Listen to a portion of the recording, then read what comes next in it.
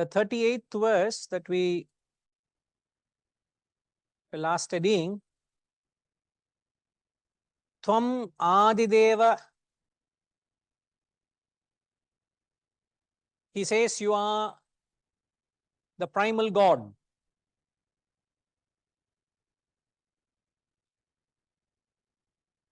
We said the primal God is Brahman. Brahman is the absolute reality.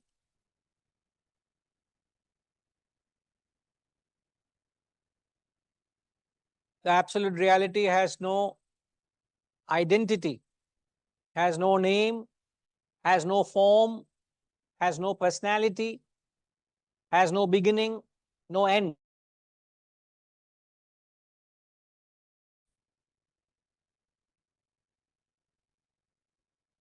It is the ancient Purusha.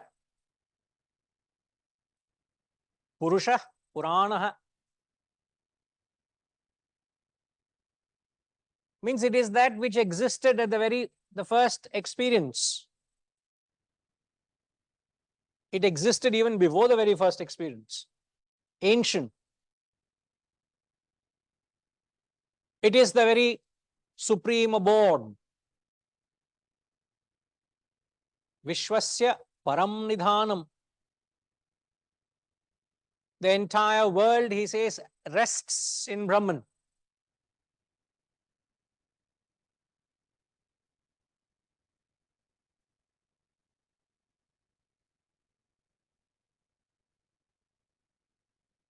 So all when you listen to all these descriptions of Brahman, you get an idea as to what is the picture they are painting of the reality. So we must understand when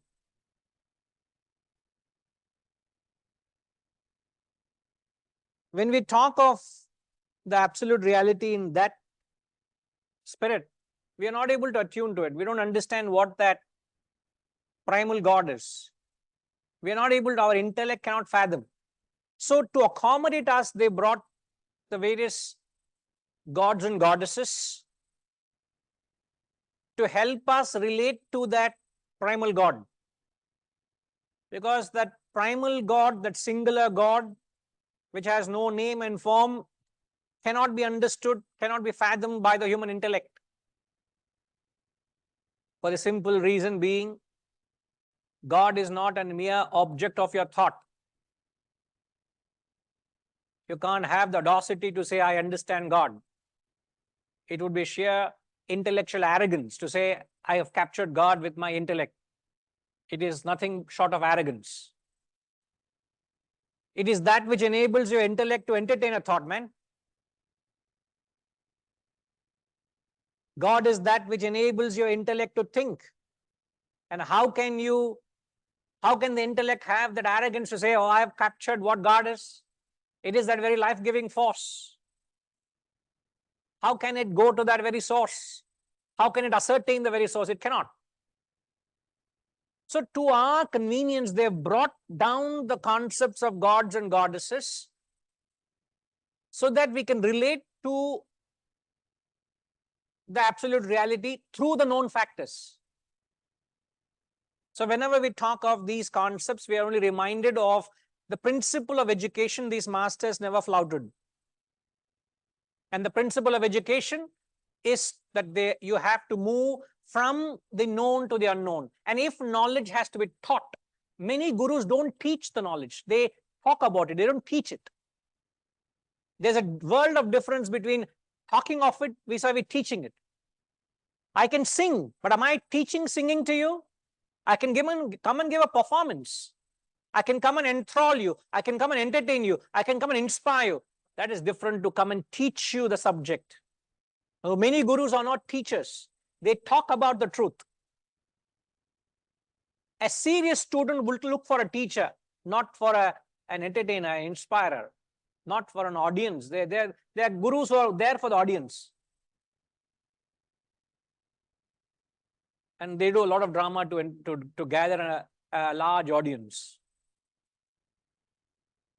but they are not teachers.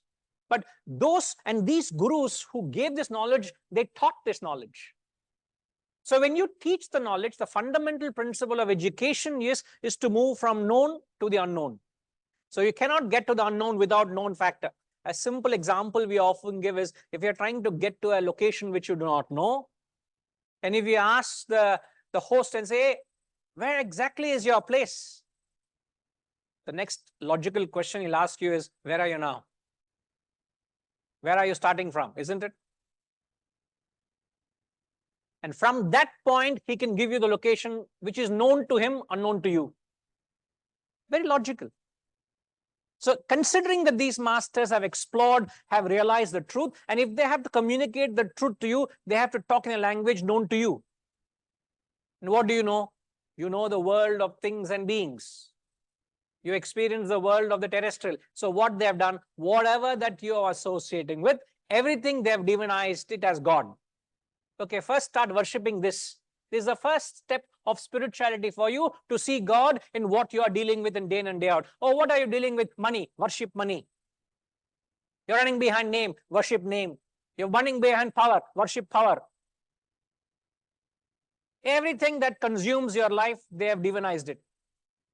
So that with the hope that you will entertain a higher thought in your worldly, mundane, terrestrial transactions. So when we come to the scriptures or the text, we must understand the objective is to take beyond what is known to us to the unknown. So therefore he says, you are the primal God, you are the primeval God,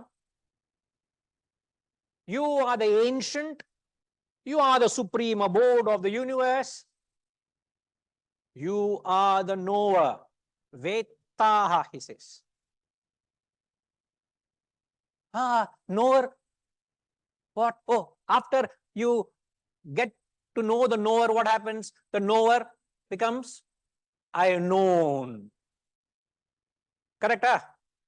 Oh, I am going to teach a subject which you all don't know and you should know.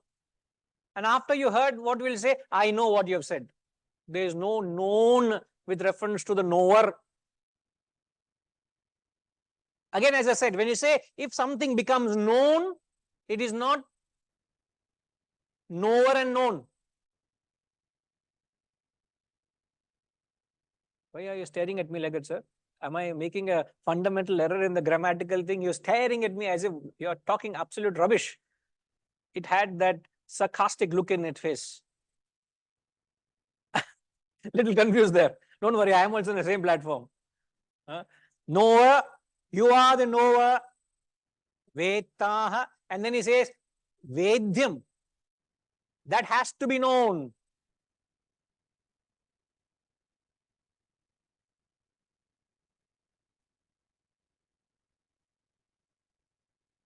See, when you say the knower, what do you mean the knower? See, if I am learning anything, I am the knower, and there are things that has to be perceived, understood, and known. So when he says you are the knower, what he is saying is that you are the very knowing principle. I remember last class there was this question, can you explain this? I know. Permanent questioner is asked me a question, I can't forget the questionnaire. Because any amount of knowledge I give, the question still remains. So you become a perpetual questionnaire. That's a title. Yeah. Designated title. So what do you mean the knower? See, in any knowing, there is the knower and the known. Right? Who is the knower? The individual subject. What is known is the object. In order for the knower and the knowing to happen, there he says there has to be a knowing principle. So behind the actual aspect of knowing anything, there has to be a knowing principle. And the knowing principle is Brahman. The knowing principle is the Atman. So when he says, I am the knower, is referring to that which enables you to know. What enables you to know? The very knowing principle.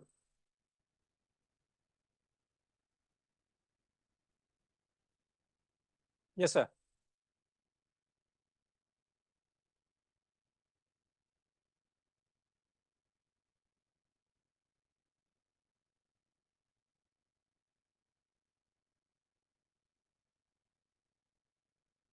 Are the batteries there?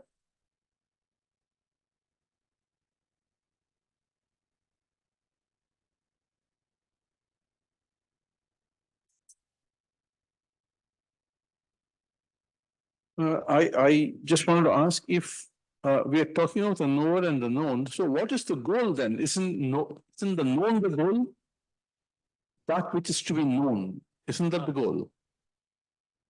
That is different. That's what he's saying. There are two things he's saying. So I am the knowing principle. And then he also says that which is to be known. The supreme goal is that which is to be known, which is the knower, which is the knowing principle. Both are the same. that's the point. So It's like saying, oh, I need to realize the self. I need to attain Godhood. Where is it? Right within me. It's like something, see, always we attribute goal to something as something far away. Something you have to scale, perhaps to reach.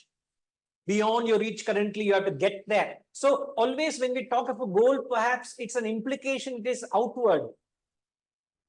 So therefore he says it's not outward, it's right within me. So that which has to be gained, that which has to be known is the very knowing principle within me. It is that which is within me. So it's a subjective search. So any amount of external knowledge will not help you to gain that cognition of yourself. so the kshetra and the kshetragya are one, and that is the supreme goal. Sir, you are using terms which others may not understand. You will have to justify what those terms are. I understand. I don't know, others follow it. I think it's pretty in common parlance when we say kshetra, it's a punya kshetram. But I think in this case, from what little reading I've done, kshetra is the spot, the sacred spot or the spot, and kshetragya is to know, or the one to be known. Let's say kshetra is that which is to be known, and kshetragya is the knower. So and that they are one. The realization that they are one is perhaps the supreme goal. Is that how it is? It's like saying in layman's term, everything is Brahman. Yes, What is kshetra, the field? the field, Kshetrajna is that which operates in the field, the knower of the field. that which enlivens the field. No. If electricity is, like the bulb is a kshetra, kshetrajna is electricity that operates in the bulb. Right. Is it? That which enlivens, that functions in the bulb. So to see that the kshetra and kshetrajna all are one, the same is the absolute realization that Brahman is everything. That comes upon realization. Once you realize, we'll realize it. Yes, it's another way of putting it. So that which is, in fact, he uses three terms, sir. First, he says Vettaha means knower. Vedyam is to be known. Param Gatim or Param Dhama. He says it is the supreme goal. Look at it, how he's qualifying. All three are the same.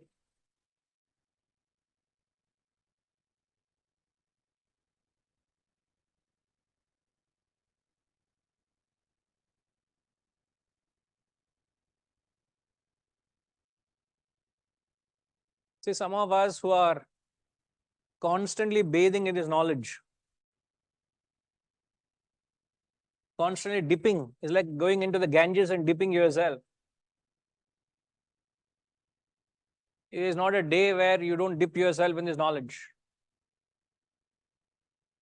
And when you do so, that flavor or rasa of the knowledge lingers. Has to linger, no?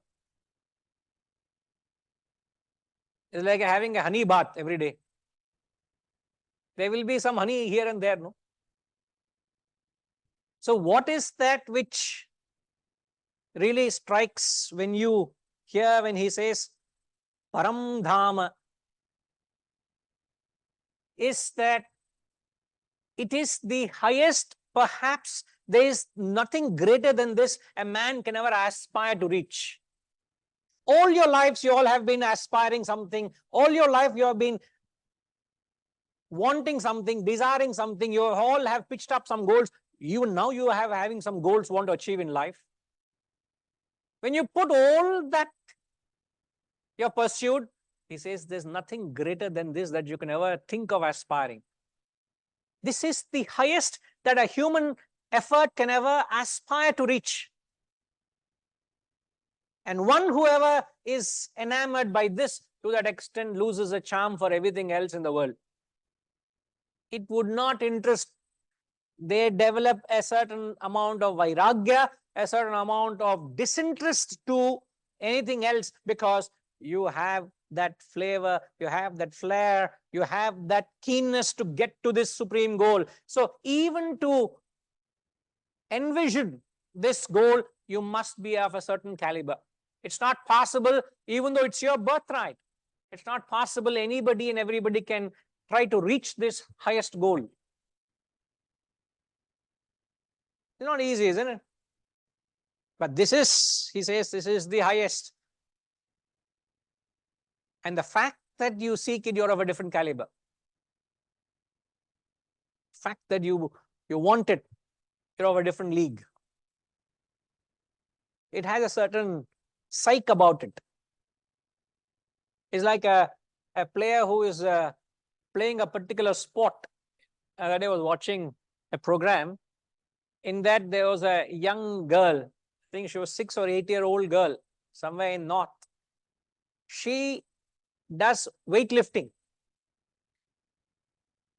And that girl might, if the little breeze picks up, she might fly away. At least skin and bone only.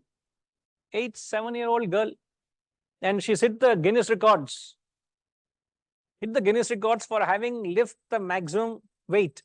So she lift thrice her weight. Huh? Indian, here, Indian girl. And she's hit all the record books. And one of the things she says, my goal is I want to bring Olympic gold to my country.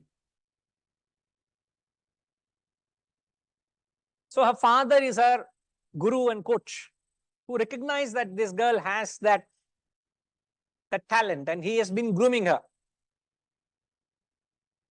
Now, can you imagine? She's able to conceive, I want to bring Olympic gold to my country. For an athlete to envision and inspire that goal, it is a very lofty goal from in that field. It's like, I don't know how else to tell you Olympics. Oh, sorry, I don't know how else to tell you highest goal. I have to use what? What, Sureshi? What I have to use? I have to use worldly examples to convey that. Otherwise, we can't relate to it.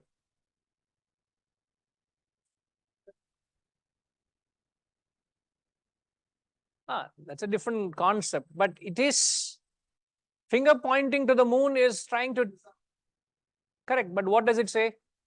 We are trying to tell example of that. Trying to seek the self is the highest that you can ever aspire to reach. How is the finger pointing to the moon connected to this concept? Because in the Shastras, they say Chandra Shakha Nyaya. There is I don't know whether you are referring to that, because then it's okay. Because in the Shastras, there's something called as a moon branch analogy.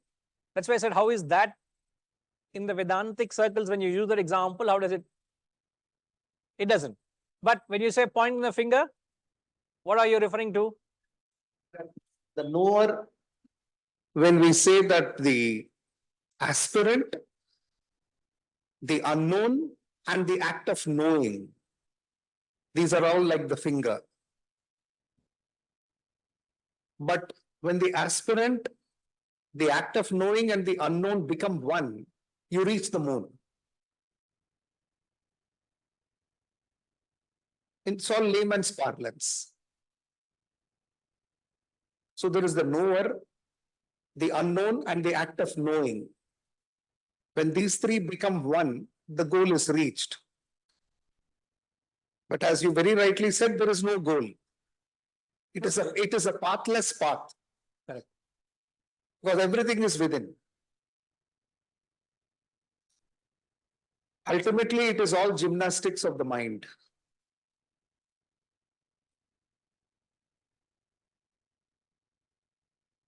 Gymnastics, huh? The mind. But when the person realizes that all this is one, the mind itself is dropped. He's going to play gymnastics with you. Yes, get into gymnastics. I just want to add something in the same lighter vein. I think when it comes to gymnastics of the mind, all of us are winning the Olympic gold every day. We all are professional athlete, gymnastics of the mind. We are pros. Huh?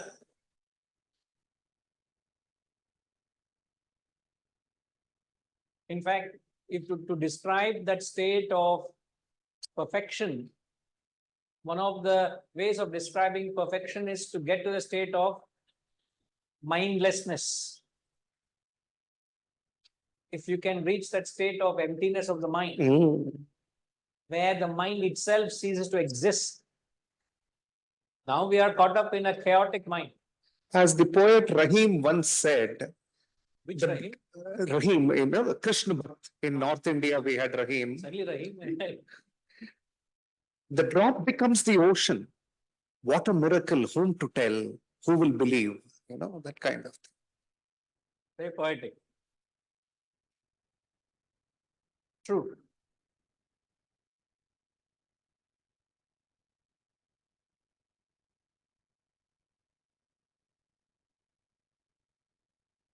So the concluding parts in 38. By you is the universe pervaded.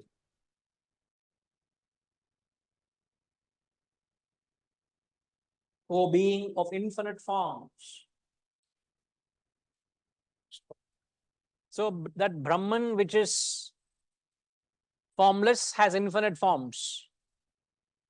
That's what we must understand. The formless reality has multifold forms to be able to identify or relate to.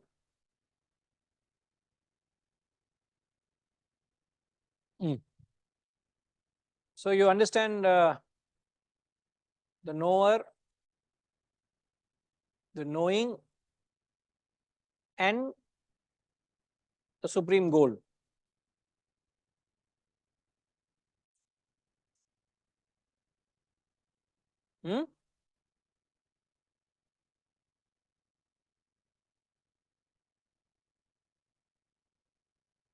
No, when you say the word micro to macro, you are still confined to the world. Who is the microcosm? The individual that you are is the term called micro. The macro is the entire world, not macro is not Brahman. The macrocosm refers to the entire terrestrial world. It's like saying this particular fan that is there over your head, the electricity in this fan is the micro example. This fan, and there are countless fans all over the world. There's one light on my head, there are countless lights all over the world. This light is me. The countless lights are the infinite so-called population. What is all this? Infinite forms of that one formless reality. So the entire world is constituted of micro and macro. Both together is the world. Right? So you can't say that and this are same. All right. 39, please.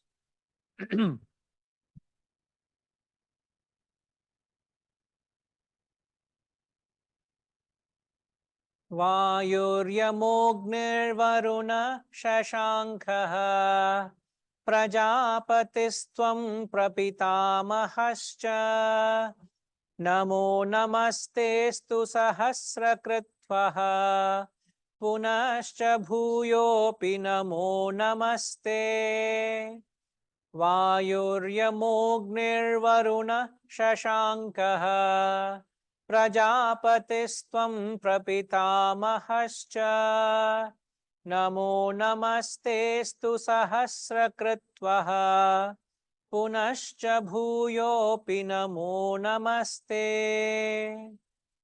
So as I mentioned of the manifestations of Brahman, here he says, who are you?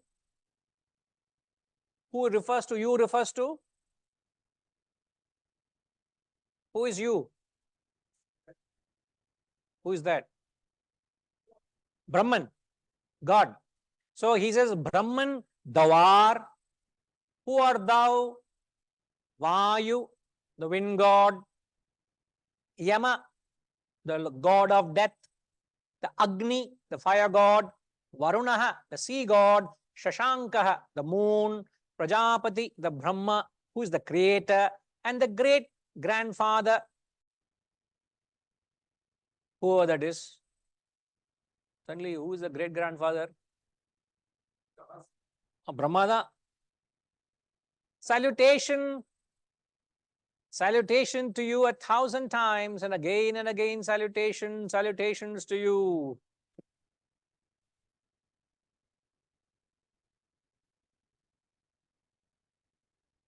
So Arjuna is obviously so inspired. So he can't hold back. Not namaskar one time, 1,000 times he's saying. Namaskar, salutations to you again and again.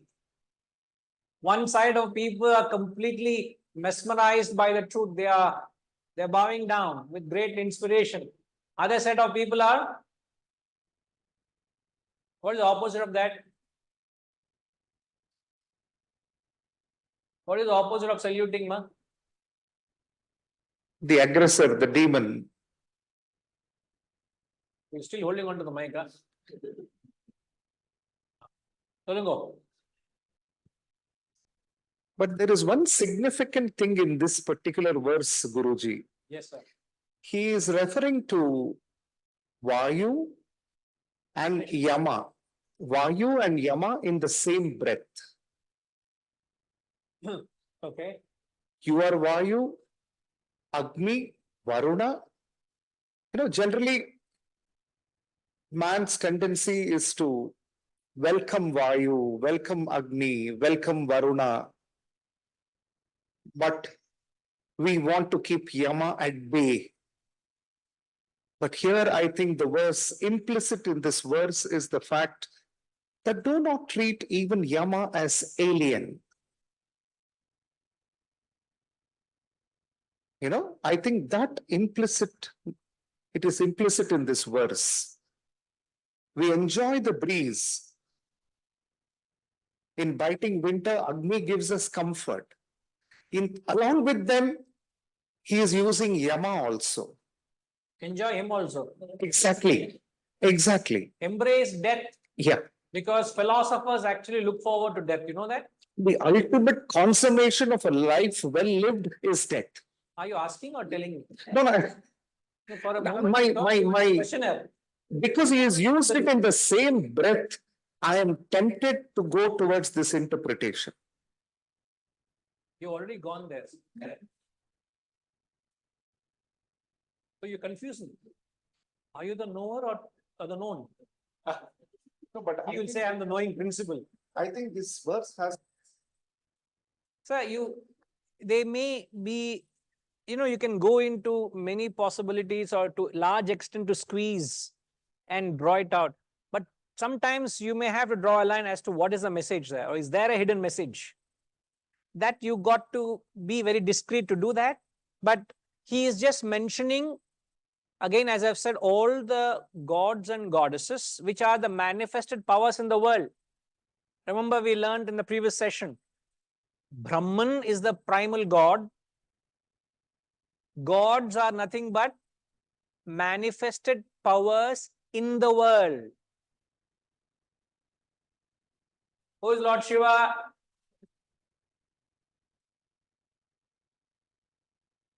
Who is he? The destroyer. You seem to know him very well. And he said to be symbolizing the manifested power of destruction in the world. There is destruction happening all around us every moment. Does not science say that? I don't know how, what exactly does it say that there's such a transformation happening that countless cells are dying every minute in the body, right? Yes. At the microcosmic level, at the macrocosmic level, there's such destruction happening. And only when there's death, there's an opportunity for birth. So as the cells are being destroyed, new cells are being born. So there is this happening. What these men have done, they've just given it they've painted a picture of divinity to it, which they say, Lord of destruction. Absolutely. So we experience nature, so they only divinize the wind. They have divinized fire. They have divinized Varunaha. They divinized moon then because they did not reach the moon. Now you know we have conquered the moon. So we may not look at it as anything godly. But they looked up to it when you said, that's the moon. It inspired them. So what we must only look at that is all these is nothing but symbol of Brahman. There are very, very few people approach it that way. Many people get carried away by the manifestation. And it's not trying to, or rather I'm trying to tell that if you get carried away with the manifestation, you may not see that what it symbolizes. An extension of this is what I read somewhere, that God sleeps in minerals, awakens in plants, moves in animals, and thinks in man.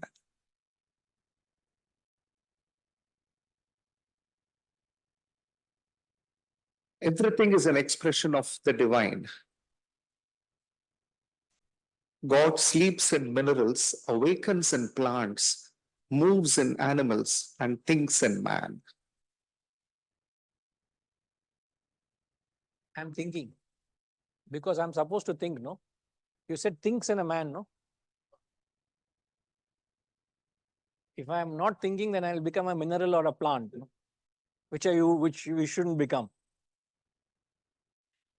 Right. So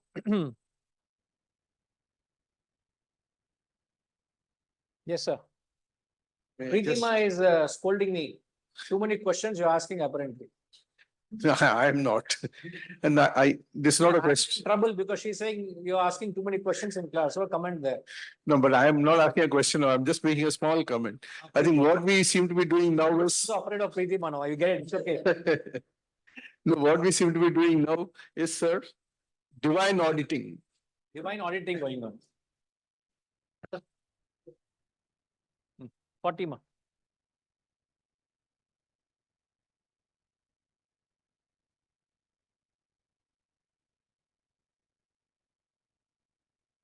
There is a question. When There is a knower and there is to be a known principle, is there duality?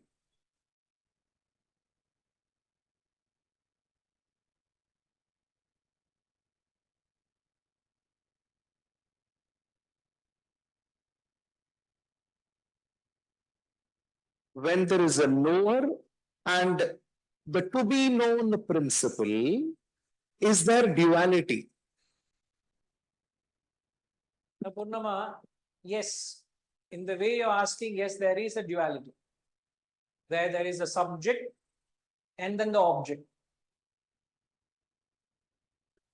But in the text, when he uses the words the knower and which is to be known, he doesn't put it that way. He puts it from an absolute standpoint. But from a relative standpoint, you say the knower is me, that which is to be known is the goal or the object. So there are the duality, very much so. Okay, ma? 40, please. Namah purastadath prushtataste.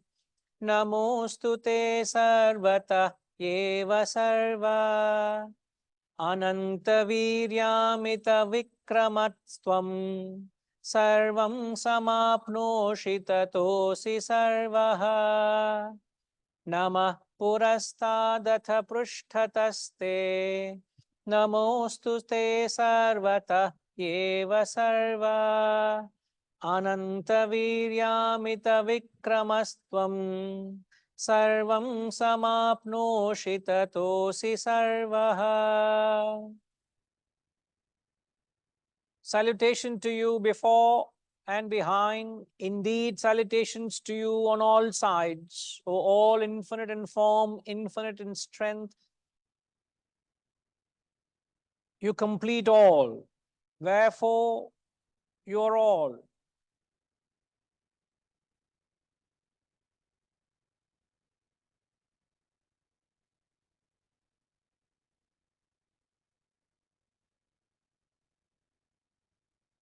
See, when you again, with the terms he uses, anything which is all sides means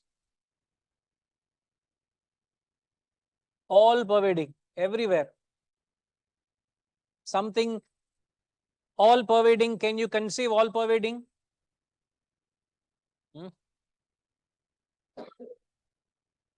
Anything which is all pervading has no form, right?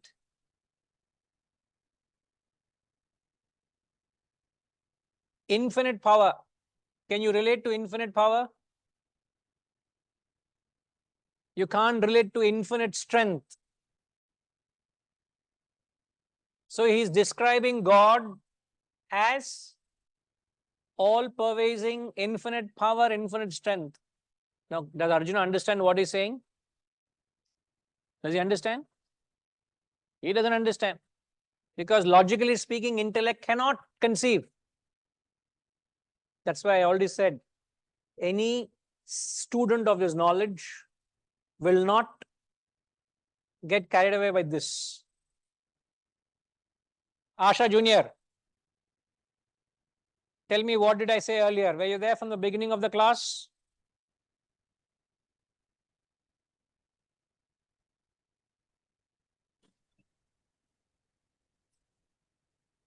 Namaste, Guruji. Yes, ma. Were you there from the very beginning? Yes, yes. Okay. What is the question? Oh, I've lost the question.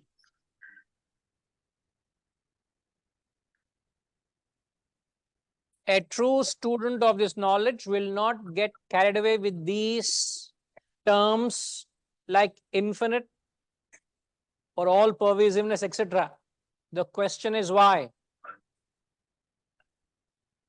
Arjuna doesn't understand, even though he uses these terms, he doesn't understand.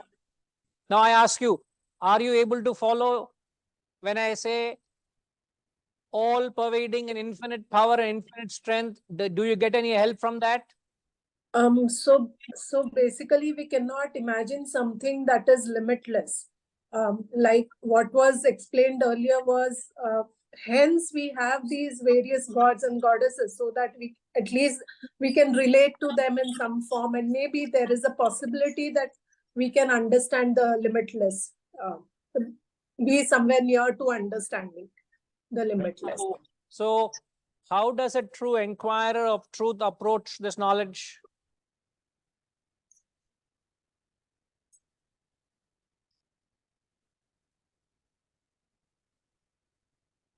He has to keep studying, keep seeking the knowledge.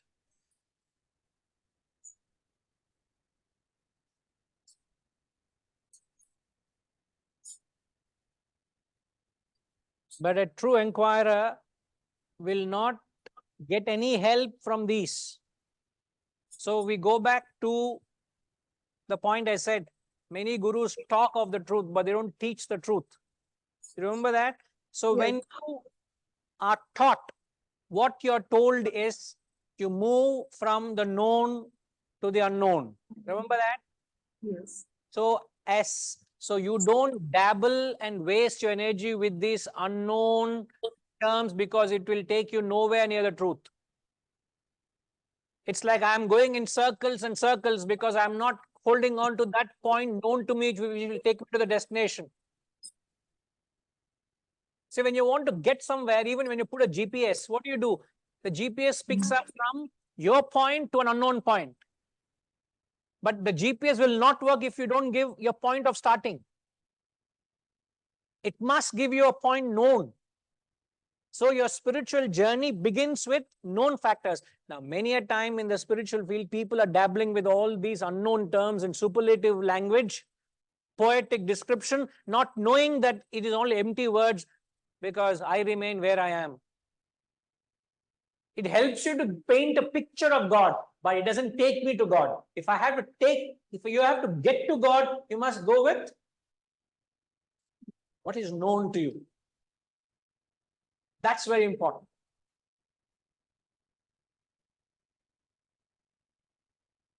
So if you don't have this approach, what would happen is there is only temporary excitement. I am not here to excite any one of you. You can find many gurus outside who will excite you, entertain you. You can be dancing in the aisles along with them. But I am here not to entertain you. I am here to teach you, learn or understand the principles in a methodic way. Otherwise, it's just excitement. You get entertained, excited, but then what? Where do I start? What do I need to do to get to that? That all is, don't ask me.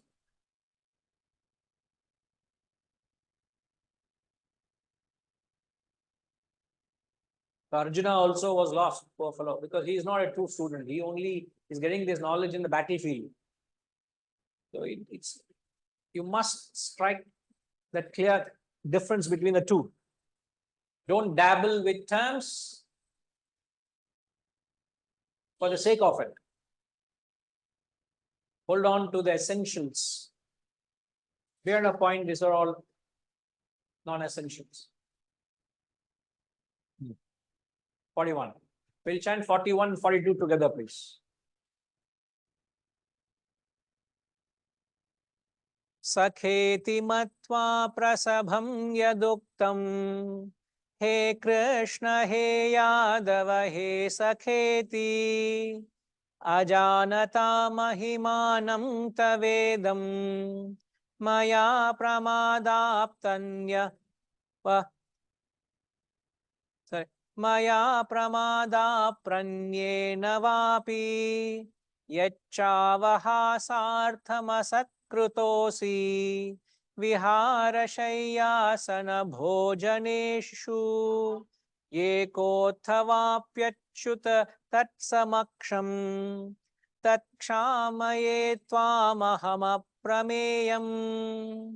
Purusa once is enough. Please go to the translation, please. Having regarded you, very difficult tongue twister. Having regarded you as a friend, whatever was rashly said to me, addressing you as Oi. Sometimes we call no Oi, I call you, no? Oh Krishna, Dei, Nada. As a friend, I called you like that. Oh Krishna, Oh Yadava. Oh friend, not knowing your greatness and out of negligence or even love. See, these both were childhood friends, no? Very dear. Not knowing your greatness, I have regarded you, I have addressed you that way. In whatever way, 43. In whatever way, 42. In whatever way you have been insulted, O Achyuta, as fun, while playing, reposing, sitting or at meals, when alone or in company. O immeasurable one, I implore you to forgive me.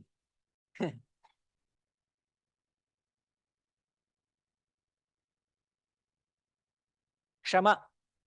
Shamaye. So he's seeking forgiveness. See, look at what, I don't know whether you can get the message here. What's the message that you can get out of this? There's an obvious message there. But there's also a very clear indication of a very hidden message. I guarantee you will all not get it. And it's not something original. I've learned it from my gurus. So it's something which is very interesting. If I was in your position and if I was asked, I would never have guessed it. So I'm confessing. So I have an advantage because I know the answer. But if I were to think fresh, it will be very difficult to think. So when you read these two verses, what is it that you gain? Let's give it a try. Pass on the mics to those who have not. Proprietorship has been not correct. Vijay, take over the mics. They are not doing the job well. They will be reprimanded, sir. No answers. Pushpama, tell me, what do you learn? ఏంటండి? Knowingly or unknowingly, he would have many mistakes. That's the obvious thing. So, sir, please give the mic to them. Pushpama, please answer. Only and only he begging Krishna to pardon him. That's the obvious. What I am looking at is the not the obvious. There is a hidden message, I said. So see, he has got whatever he is asked for. Remember, the chapter is titled, it's still in Vishwroopa Darshanam only. It's still 11th chapter, no? Come on. Yeah. So, no, for a moment, I'm clarifying. So, the Vishwarupa Darshan, he is going, in the next few verses, is going to say, you have got something which nobody has ever seen. He has got everything, and yet what is asking? Can you please forgive me for what I did? So, what is the message there? The clear indication is your mind is never satisfied with all that can be given to you, yet you want something more. You will never be satisfied with life. He wanted the cosmic form, he got the cosmic form. He was not happy before that. He got that. And now he says, please forgive me for mistakes. After this, are you content with it? No, you will ask something else. So how your mind is never contented with life. You're all the time constantly asking something, either actively or passively. This I'm sure none of us could have guessed it. So emotionally he's little unsettled. So he wants his friend or Lord Krishna to forgive him. Is it not a point of dissatisfaction, a lack of contentment?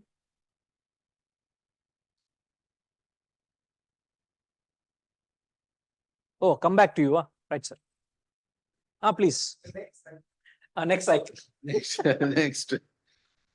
No, I had this question for some time in my mind in some form. I thought this is a good time to ask. Since you mentioned that he is not content and the mind constantly wants, I mean, that's a human condition. The mind constantly wants more. That's basically the human condition. Is it possible to ask for more or seek more without attachment? For example, I'm running a company. I'm the CFO of a company or the CEO of a company. My job is to make profit for the company, which will also result in some benefits for me. At the same time, if I don't seek something higher, the company will collapse. It has to constantly grow. So is it possible to ask for more for oneself and for the world and strive for more, at the same time remain attached to the Supreme and be unattached to the world? Because seeking more, I don't see how one can escape it. Seeking more. So hey, Gama, what happened to that fellow? What happened to my shortcut? Which is that? Which virtue?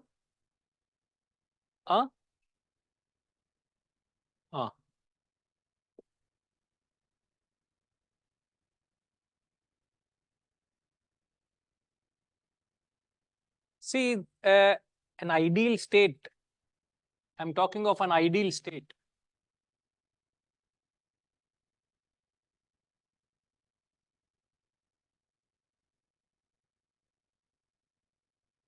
It is said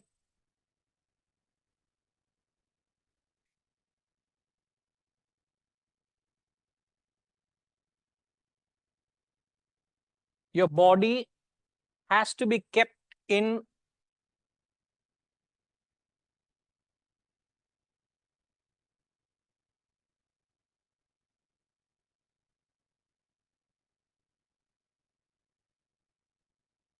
a state of dynamic action.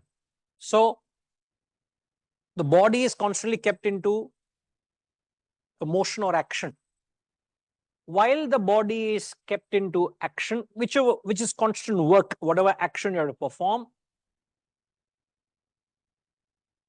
your mind must be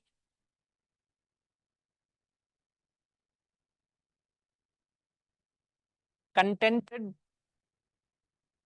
which means it must always remain in the present.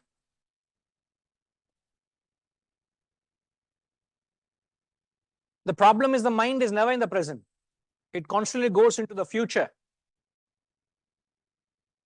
or it is into the past, which is attachments. I'll skip this to the next thing just to say, I'll come back to the previous point, but when the mind goes into the past, it is usually worries or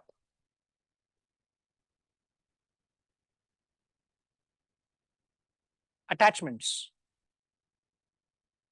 When it goes into the future, it is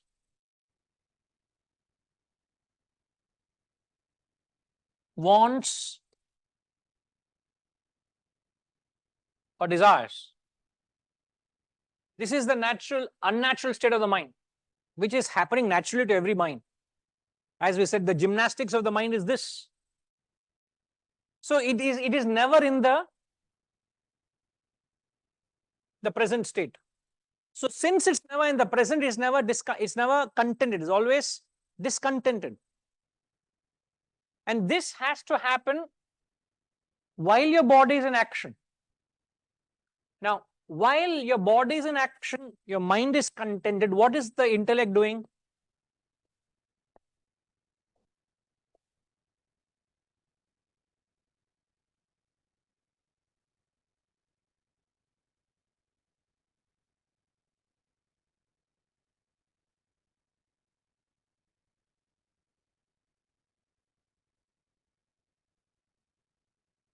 Your intellect is well anchored in the higher truths of the reality. So this is the ideal state with reference to all three aspects of your personality, and all three can go simultaneously.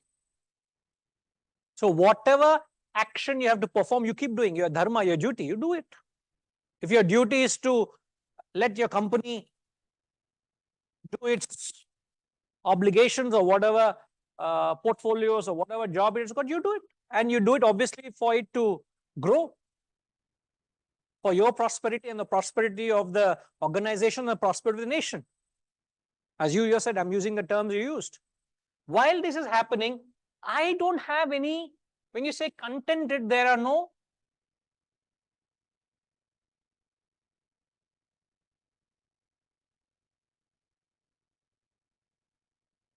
selfish cravings there. As long as your mind is selfish, it will be discontented. No selfish mind can be satisfied, which is what Arjuna is. He has got the Lord with him, with the cosmic form. Now he's telling, can you forgive me for my mistakes of the past? There is no end to it. So when you are contented, there are no selfish cravings. And that's possible only when the intellect is anchored.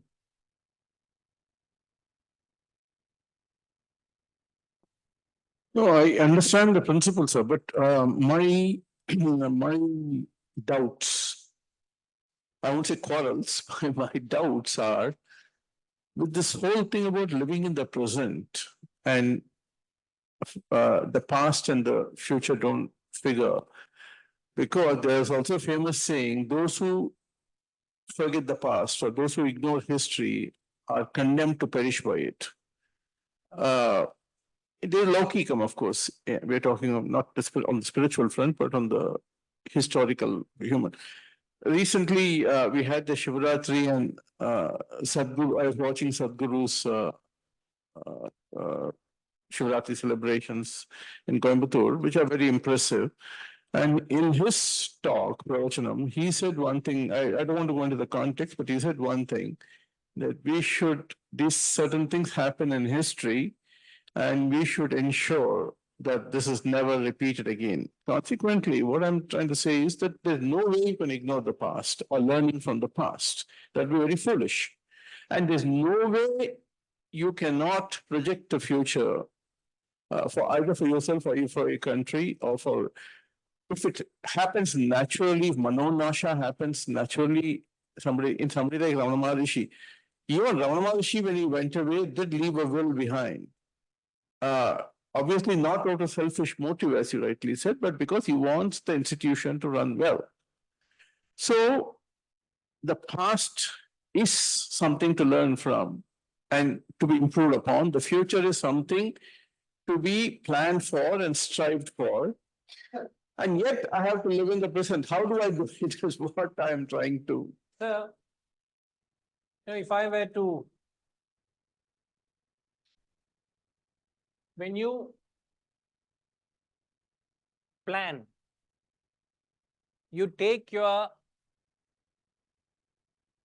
past experiences and failures, what you have learned from the past, you do that. You plan for the future, you forecast, you also are providing for any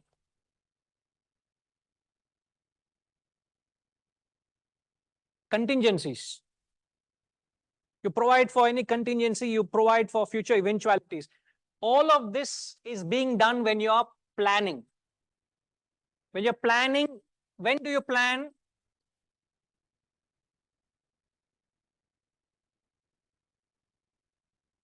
Remember this. Before you get into action, when you're on the drawing board, you do all the planning. Take your past. When you say past, here refers to, in your words, history. You don't want the history to be repeated. That's your concern. I take all that into account while I'm planning. All right? I've taken past and future while I'm planning. But while acting, where should your mind be?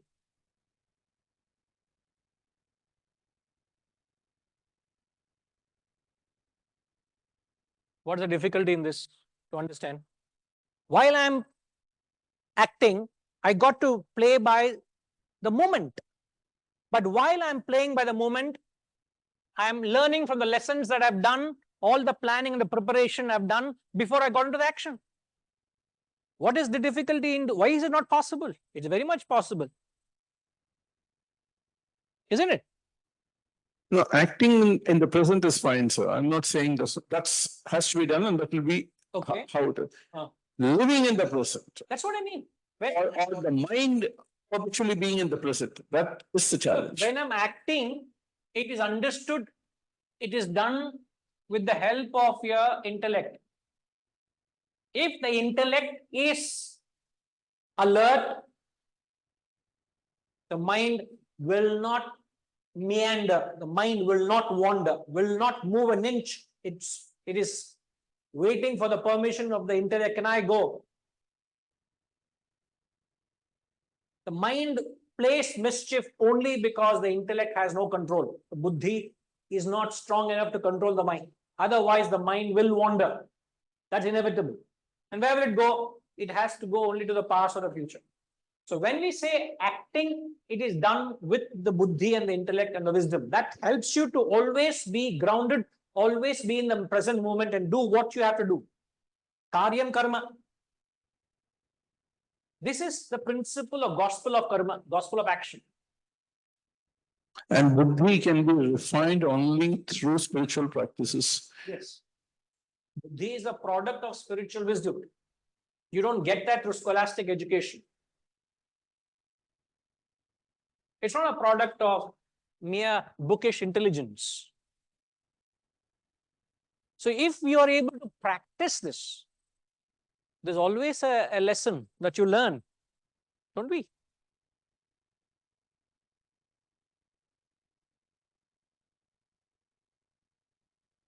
I don't know, is it the right word? This morning I shared with you in Japanese, it's called ichigai. I got a video of the 6 principles of Japanese principles. Ikigai. Ikigai. Is it ikigai? Ikigai is passion. What? Sir, Mike, please.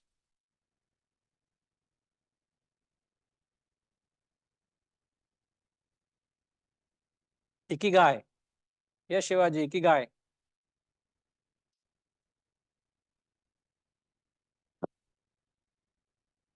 Thank you. No, in Sir's question, you see, when I look at the experiences of the past and I make realistic estimates for the future, that doesn't mean I am brooding about the past or I am anxious about the future. So being in the present, we have to understand in the context of not brooding about the past and not being anxious about the future. That is what I said when you're planning.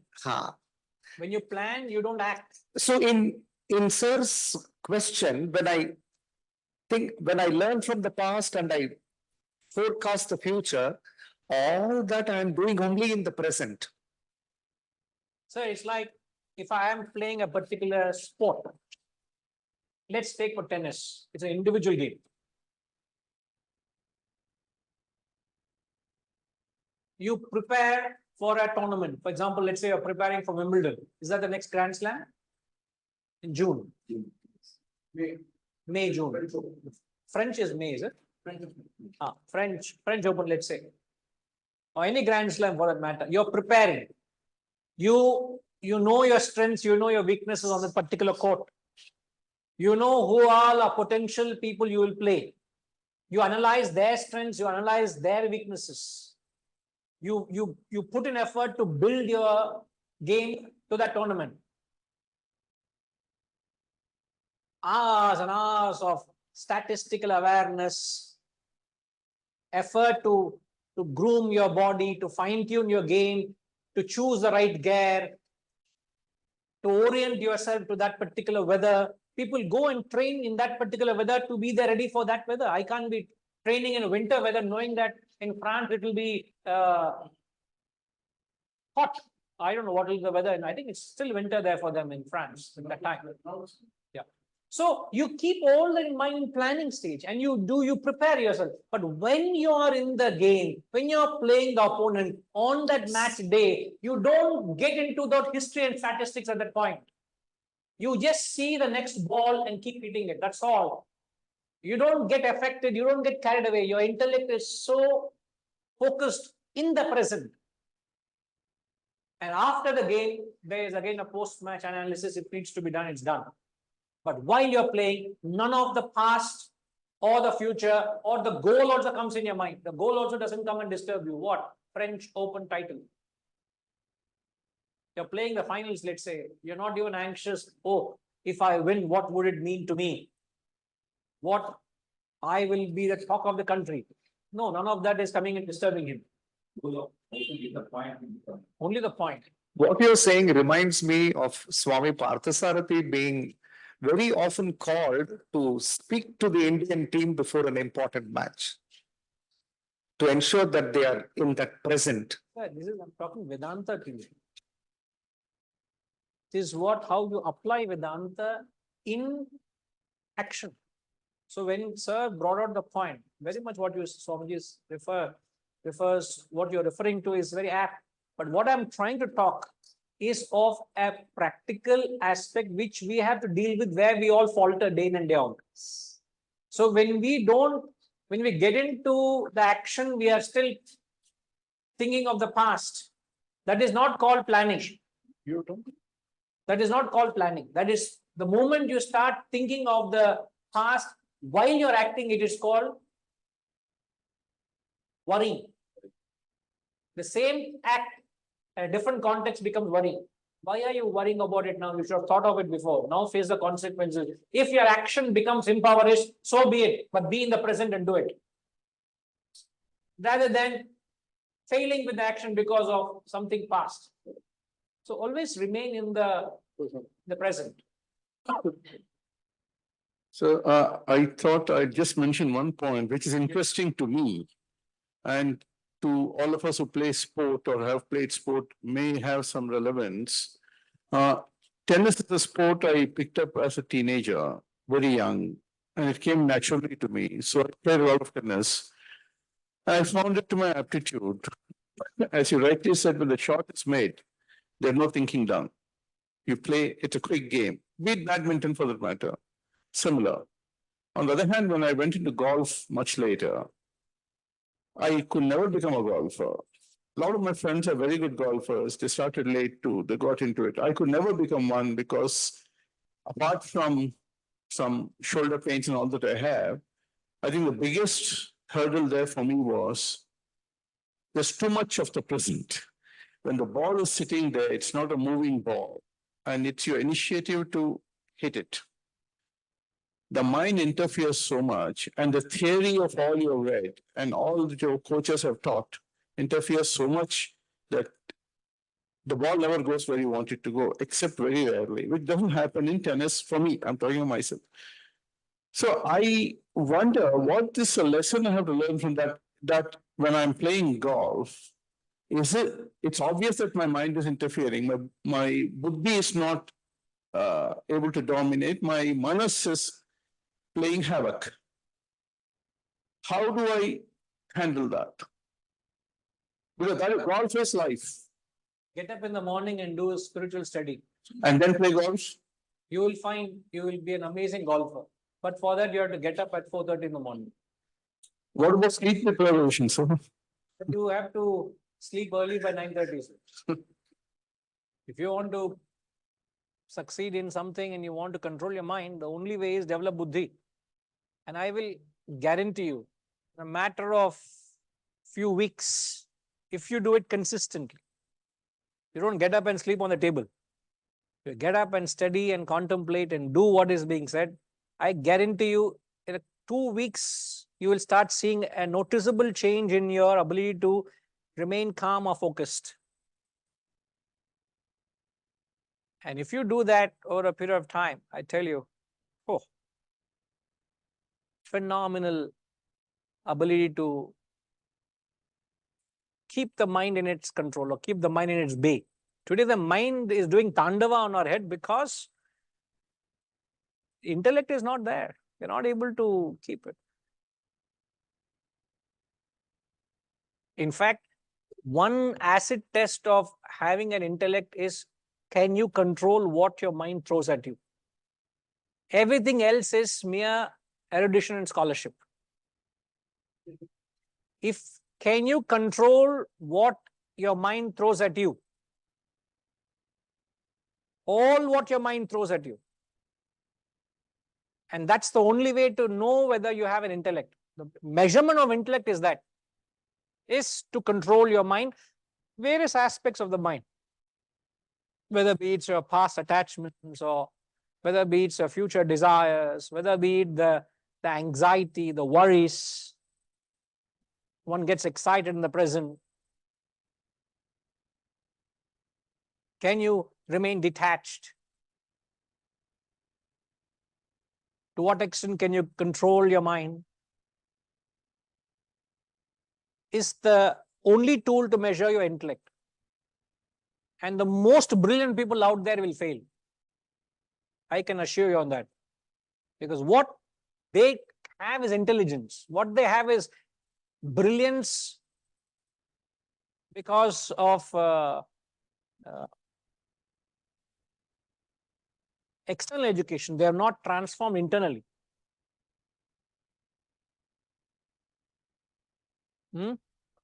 Mugging, maybe very sharp, very brilliant. If I put two laddus in front of you, all the brilliance goes for a toss. No control over the mind. No buddhi, I am saying. Correct. Vinashakale, viparita buddhi. All that we said now, or this section, is applied Vedanta. Applied philosophy helps you to look at life or implement action in its entirety. Yes. Fear of the unknown. Not for you. Not- Online people should hear. Guruji, how do we overcome the fear of the unknown? Again, it is again an aspect of the mind where your mind starts imagining things, or your mind starts speculating things which may not be realistic.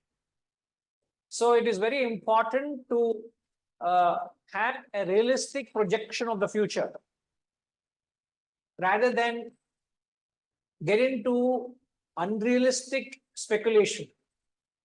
That's when fear comes in, because you don't know what might happen, and you make might happen will happen, and you start worrying today. Question is, are you sure it's going to happen? I don't know. Then why are you worrying? I think it might happen. Who told you? My mind tells me. It's all your imagination. So the mind starts creating an imaginary world which doesn't exist at all.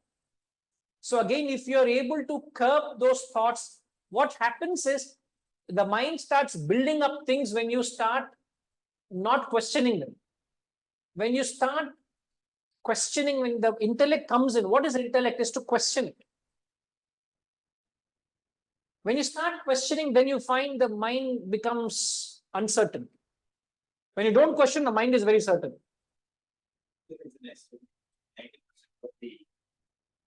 Worries which people or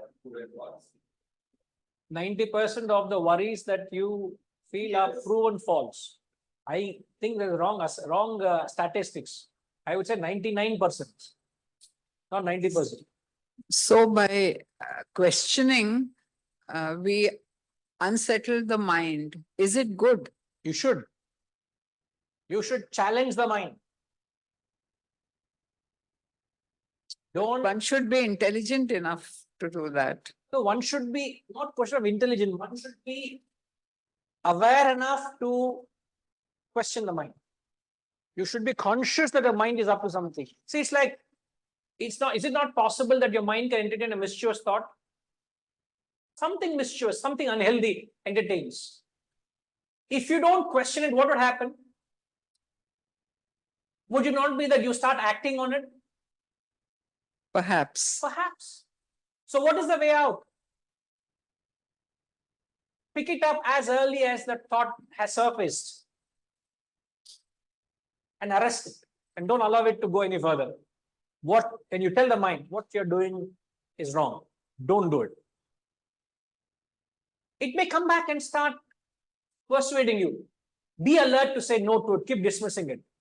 It may try a few times. After that, it will give up because you know there's no way out for it. That alertness is intellect. Not once. Every time the mind does mischief, you should be able to nip it in the bud. And if you don't do that, then the mind does tandava. If you do that, it's a matter of time. The fear which is imaginary created ceases to exist, and you live in the real relative reality, which is the reality that you're in. Thank you, Guru. So the best advice you can get is challenge the mind. Unsettle it by questioning it.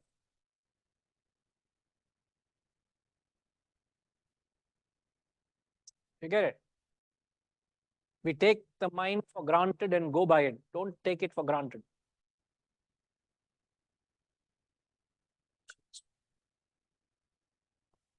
Guruji, earlier on you mentioned that a guru needs serious students, not many students. So there's a quote here. लोग चाहे कम हो लेकिन अपने हो, जिंदगी तमाशा थोड़ी ही है जो भीड़ चाहिए. Correct.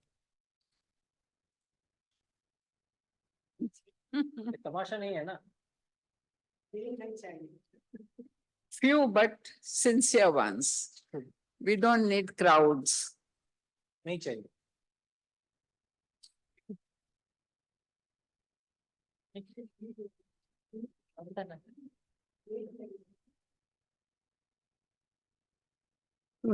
So in this connection, I just wanted to clarify something to myself and maybe to others. Ramana Maharishi, as we all know, his famous teaching was Nanyar, who am I? And he said at the root of all thought is the I thought. You hold on to the I thought and then trace it to its roots, then the I will dissolve and you'll reach. What did he exactly mean by that from in the context of what we are discussing now, that the I itself is an artificial entity? That's what I understand from. So let us say I have to sit down and meditate. So do we keep asking, who am I? How exactly do we go to the source of the I thought, where hopefully everything becomes clear and dissolves? Sir, that practice is only possible by a matured mind. And I'm not suggesting anything when I say that, because once the mind becomes calm and mature, then perhaps you're able to consolidate those inquiries. Now the mind is so fragile, it is not able to inquire beyond a point. It starts wandering away. So the mind has to be relatively made calmer. And how do you do that? Is through the spiritual sadhana. The mind becomes calmer, then perhaps you'll be able to intensify such inquiry. But just by doing that itself may not produce the profundity or the intended results.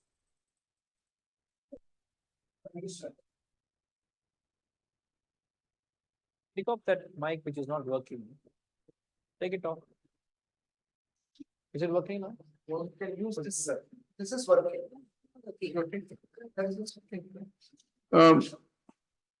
When we say spiritual sadhana, it's reading. Karma, bhakti, jnana. Okay. All three. And To your proportion. And it's not something which happens overnight. When we do it methodically, slowly you start seeing the mind starts maturing. Mind becomes calmer and more ready for introverted practices. Meditation is a highly introverted practice. So if an unprepared mind tends to meditate, it would not produce results. In fact, it may have unfavorable results if you carry on that way. No, but to one tool to answer Sir's question, hunting for the I, which he is talking about, you see, mind is nothing but a series of thoughts. But between two thoughts, there is a gap, a small gap. The effort must be to go into that gap. Again, the next thought will come. You will not be in that gap for a long time. But with practice, you try to widen that gap between two thoughts and stay there. That is one tool which I came across somewhere. And the longer you are able to be in that gap, even the fear of the unknown, which ma'am was talking about, that fear will drop, because it is the ego which is afraid of the unknown.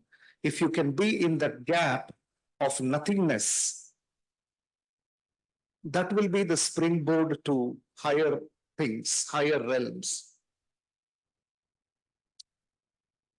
In fact, that is the culmination of everything. Fear all goes in the very initial journey itself. Fear doesn't linger that far.